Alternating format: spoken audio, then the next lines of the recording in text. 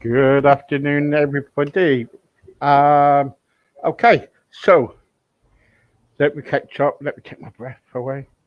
Okay, um, we have got five people on today. Five. Do you know what my wife does? She just sticks them on all together, and do I have to have a say in it? Oh no, she just carries on. You know what? You know what these lovely women are like. You know they. Anyway, I've got to be careful. Yeah. Right. Okay. My first guest is Beth. And Beth, I was surprised the other day when I asked you about the topic, and I thought, okay, because sometimes when a man, when they say, "Oh, menopause," I was thinking, "Oh, okay," and but actually, you're right. It needs to people need to know about menopause and what they're going through and everything. So, yeah, all yours. Oh, thank you. Yes, thanks for letting me talk about this. And, I have to say, this is the first time I've kind of, spoken in a public capacity about it. And it does feel a bit scary because for some reason it's still taboo. Um, Now, I'm the change coach, as you know, and I help people with both change that happens to them and change they want to make. And menopause is a natural change that happens to the majority of the people on this planet. I mean, just think about that, right? There's more women than men on the planet, and menopause is going to happen to all of them. So it's a massive, massive thing. It's a natural change, like puberty. It's kind of like puberty backwards. But the thing is, there's a taboo around it, there's silence around it, and it affects everybody's lives because men are affected too. Women going through menopause are in relationships with men. A recent study showed that menopausal women are 60% more likely to end their marriages during menopause than at any other time in their life.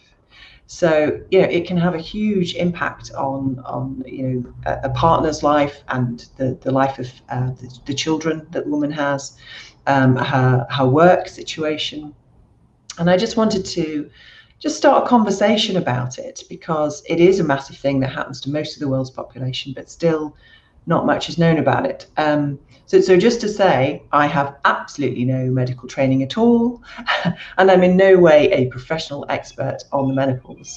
But Okay, I would so say, so let's start from the beginning then. So yeah, the the menopause is when a woman stops having periods and is no longer able to get pregnant naturally. That's some about it. And the other one is the menopause is a natural part of aging that usually occurs between 45 and 55 years of age. Gosh.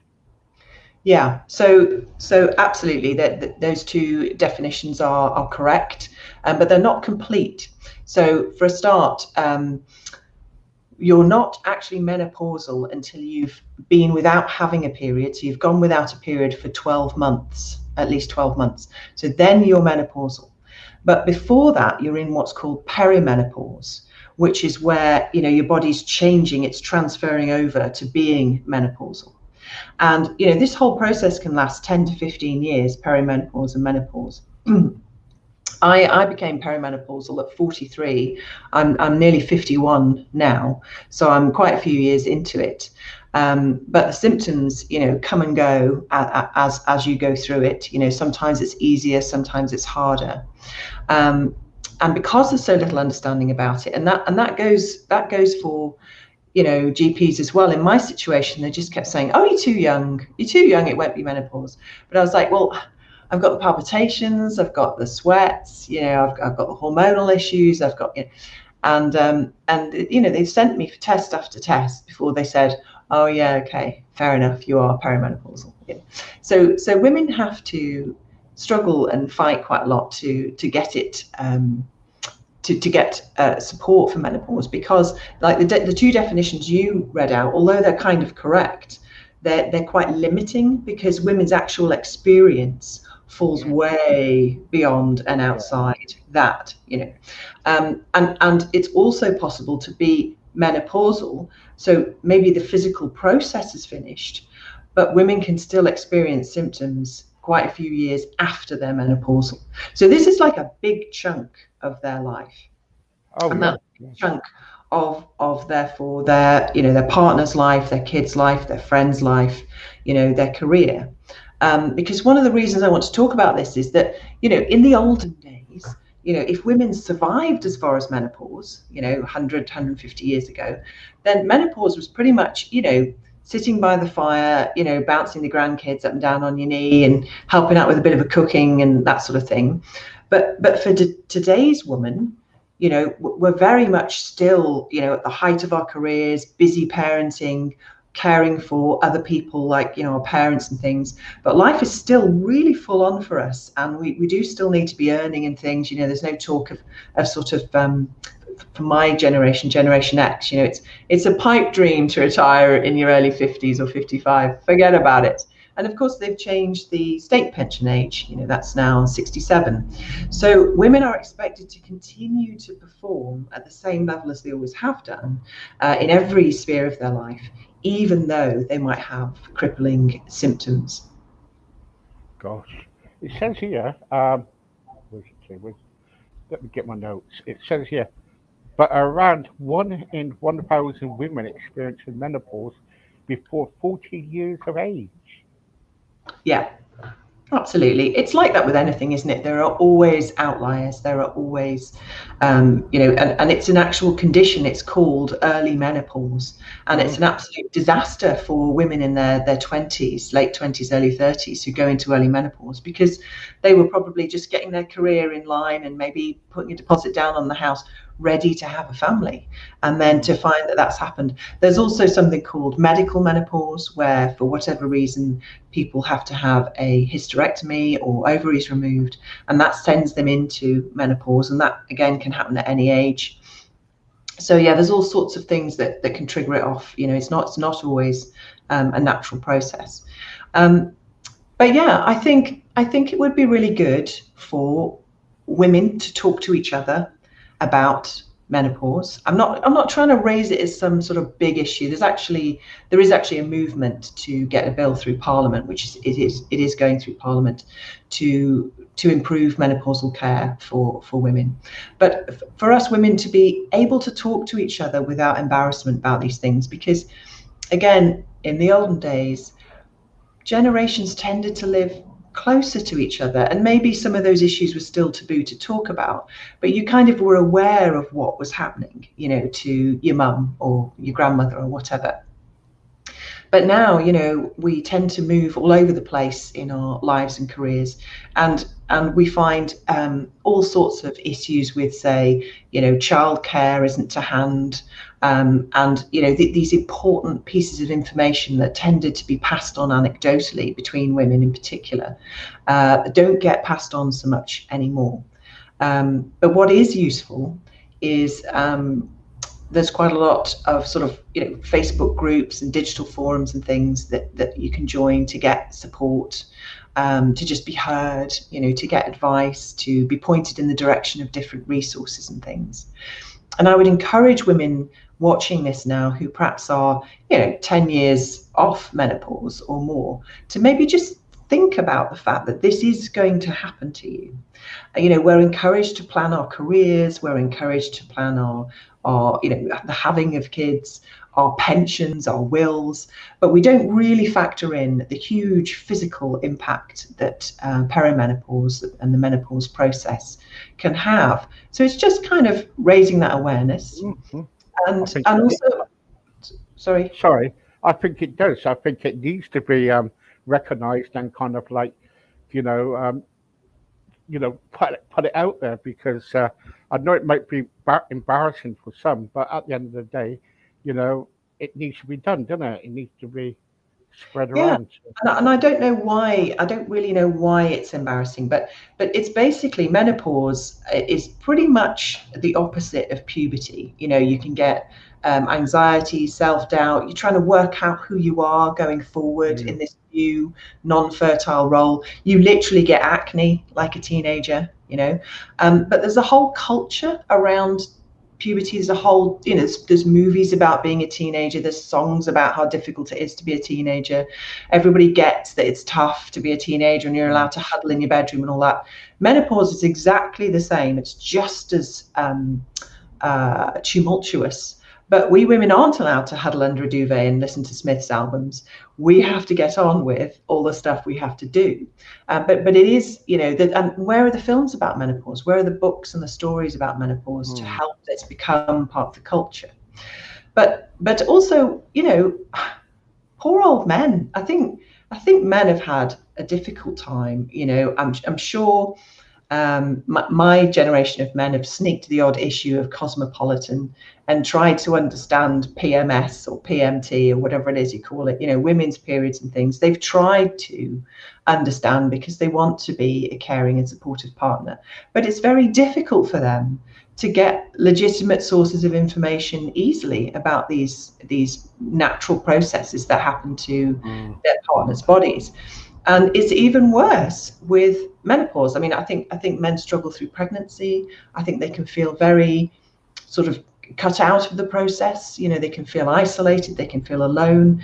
With PMT and pregnancy, the hormones are everywhere. So suddenly what you think is a happy relationship, out of nowhere, things blow up. This is really upsetting and stressful for men. And men are socially conditioned to be helpers. They're supposed to be helping. And how do you solve those problems when you've got no concept of what it's like to have a period, to have your hormones fluctuating every month, to have your hormones fluctuating over a period of 9 months, to have your hormones fluctuating for like 15 years when you're in your 40s and 50s. So it's really difficult for men. It would be great if the conversation could involve men. I don't know what you think. Do you have any male friends that talk about this? That suddenly feel sad that their marriage is, they had a great relationship and suddenly they talk about other things, but they don't talk about the menopause. They talk about sex and stuff like that. But I don't get involved in all that talk. But all I can say is that at the end of the day, something needs to be said about it, and because especially these young people coming through now, when they're having their first period, they're scared. They need to go to their mum or and because us men sometimes thinking, when we get into a relationship, we think, oh no, she's on a period, that's me gone for another month. You know what I mean? But it's true, isn't it? Do you get what I'm trying to say? Because you've been socialized to sort of think it's all sort of embarrassing and it's women's business and this, that and the other, but it does affect men. Men are in the room when women are freaking out or bursting into tears or having a go at them for something random. Men are often bearing the brunt on a day-to-day basis of hormonal situations in women. And it's not the women's fault. Obviously, the women need to be aware of what's going on for them and take as much responsibility as they can. But remember that hormones are chemicals. You can't say to somebody who's drunk, sober up right now, make yourself absolutely sober so that you can drive this car. It's just not physically possible. And hormones are chemicals just like alcohol. So, when a woman's experiencing hormones, and hormones aren't just about mood, hormones make all sorts of important bodily processes happen. For instance, people who have diabetes are missing a crucial hormone, that's supposed to carry out a process there. And the other thing is that it's now been proven that there is a male menopause. Yeah. Now, I think men lose out here too, because what they've called it the andropause, and it's a similar thing. It's a drop in testosterone, because women have a drop in estrogen and testosterone when they go through perimenopause. It's a drop in testosterone. It brings about all sorts of physical symptoms, and that has been noticed by the culture, but it's been noticed as the midlife crisis where, the man buys a toupee and gets an open top car and starts trying to have affairs with 20-year-olds and things like that. And actually, it's probably a very, very difficult and turbulent time for a lot of men where they think, God, I've worked hard all my life. I've provided, is this it? Is this it now? Do I just have like late retirement to look forward to with not very much money left over, and the kids still need us for this, that, and the other, and my parents still need looking after. And it's kind of like, where's the fun bit? Where's the bit where it's all good? I've done all the work, I've jumped through all the hoops, and now it's the good times. But do you think sometimes men are so selfish where it comes along where when women's going through periods and menopause and they've got they feel down and everything, because sometimes they're thinking, oh, book yourself up, there's nothing wrong with you and all this sort. It's I all I can say about that is that's totally wrong. If you love your partner, you've got to kind of like go beside her and say, look, okay, I know you can't go by her and go, I know how it feels, I'm having a period, but you know what I mean. It's and Yeah, I totally get it, but honestly, I don't think this is about men being unreasonable. I think the word is ignorant, is that they literally don't understand a lot of this because there's nowhere that they can access information. Nobody's talking about it. Their peers aren't talking about it. Other women don't usually talk to them about that sort of thing. It's difficult for them to get the information.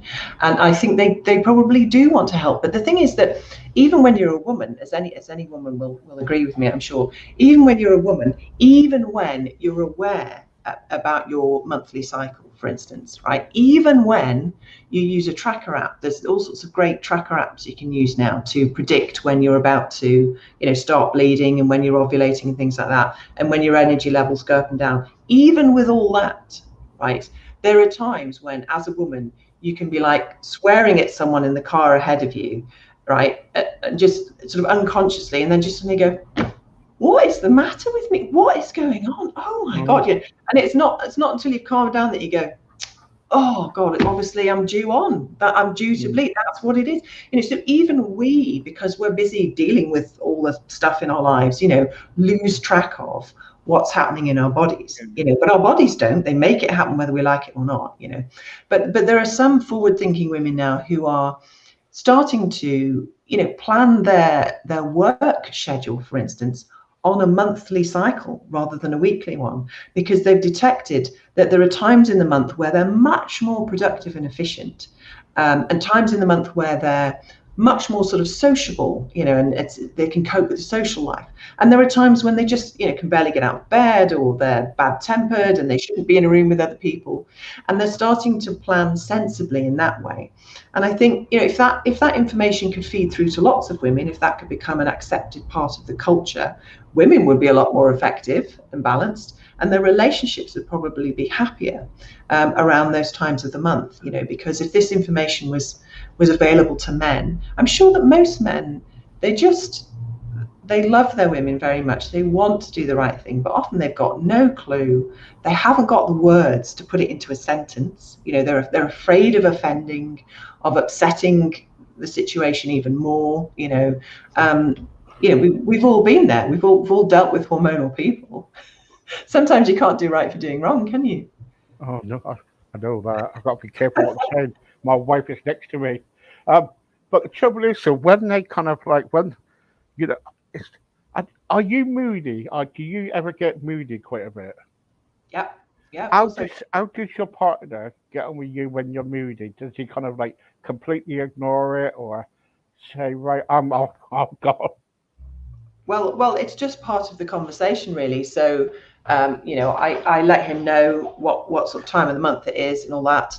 And I'll often, I don't really get so much moody these days. Well, I don't get sort of like shouty or bad tempered mood, but I get quite self-doubting. I get quite indecisive. I get quite easily flustered by things. I kind of lose my power, if you see what I mean. Do you get emotional?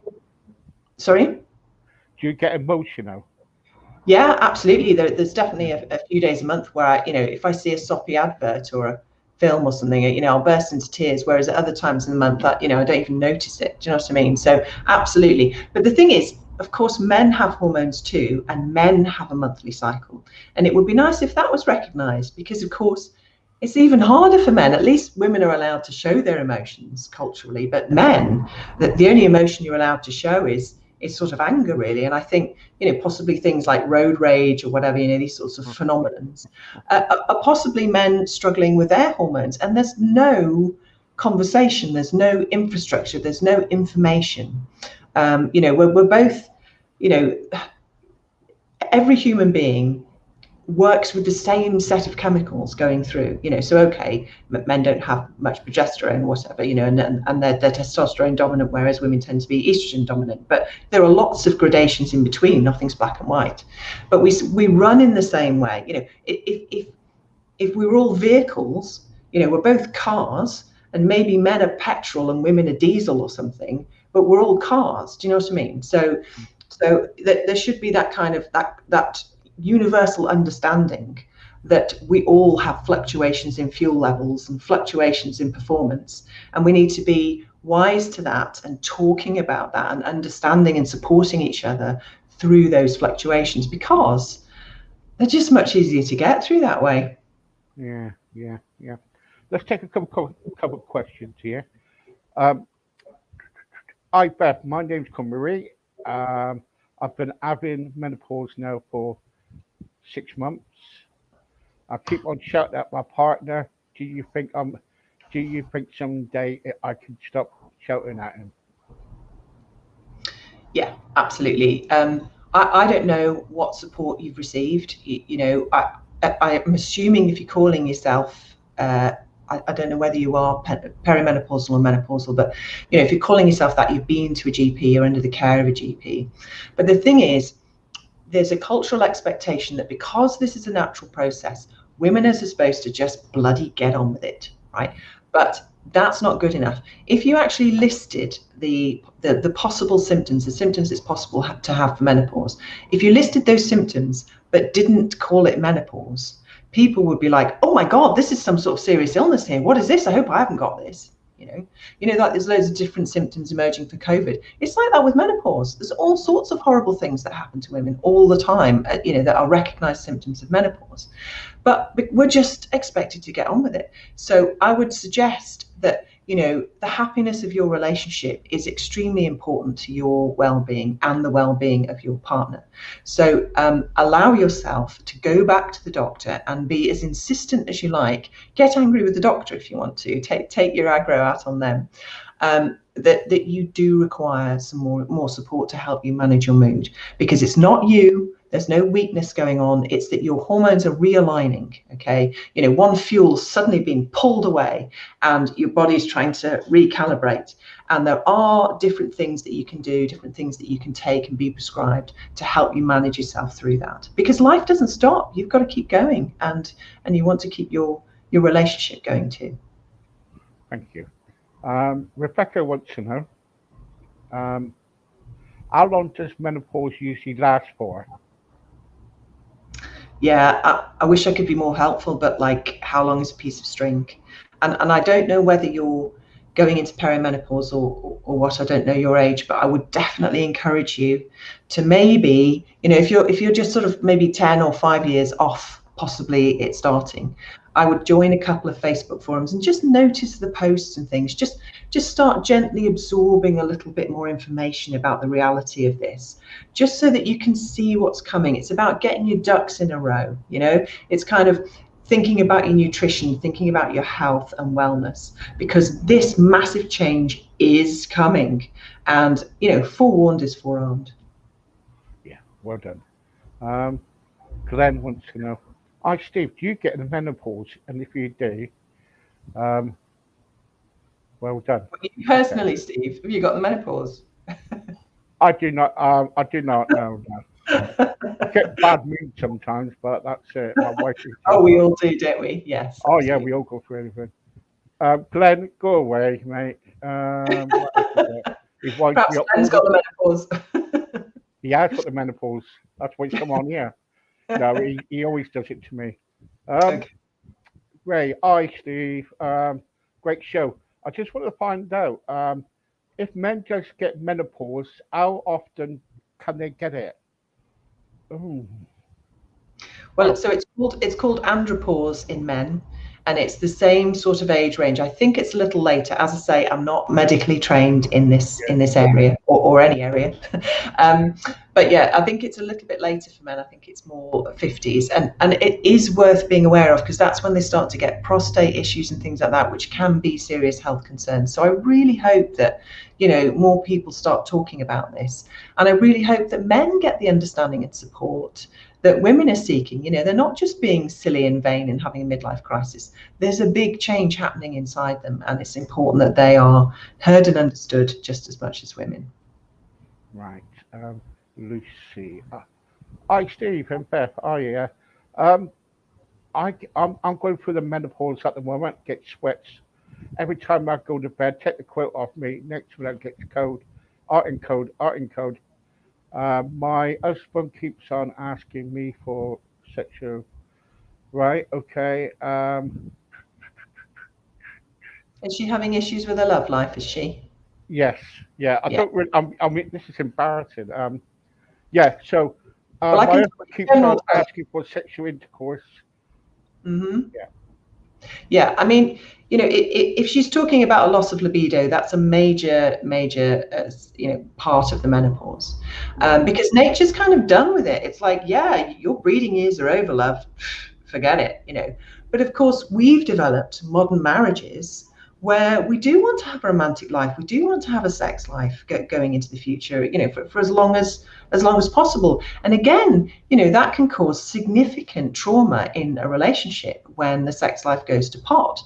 Again, you know, particularly poor men are socialized that, you know, there's not a lot of romantic and emotional outlet for them. And a lot of men tend to rely on physical intimacy for reassurance that they're loved and desired by their partner. So, you know, it's definitely something. If you're having problems with your libido, as I say, get onto your GP. It's a serious issue. You do deserve support for it.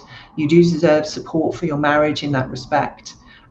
So it's definitely something that can be tackled and improved. There's lots of things for that. Yeah. Well, go to YouTube and go on to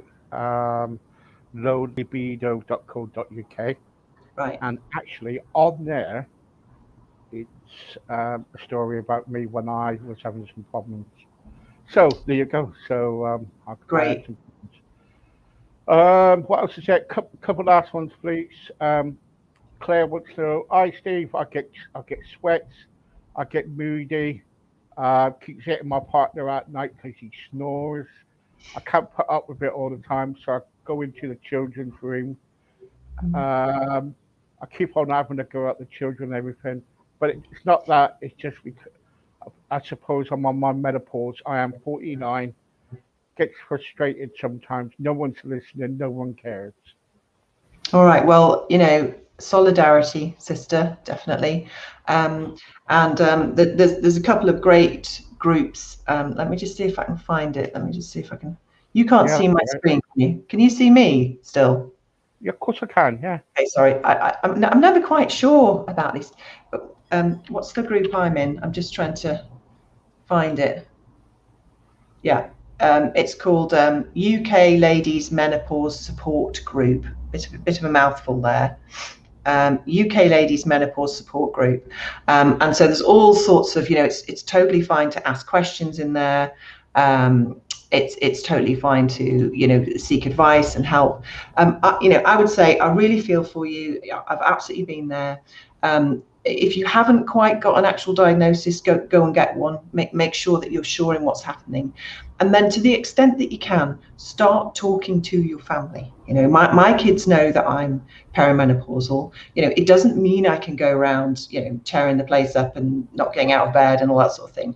But you know, they cut me some slack. They know what I'm going through, kind of thing, and they understand. You know, if I'm not on form, etc. And that's what a loving family wants to do. They want to be there for each other, but we have to give them the information and the understanding first, so that they can show consideration and empathy. I'm sure your partner will want to do that too. Don't know what to do about snoring. I guess that's his issue to sort out. Knock him on the head with a bottle. Roll him over. That's what you do, isn't Yeah, it? roll him over. Yeah. Last question. I take Dave's. This is a good one. Hi. My wife is just had her fourth baby. All of a sudden, she's got into menopausal state.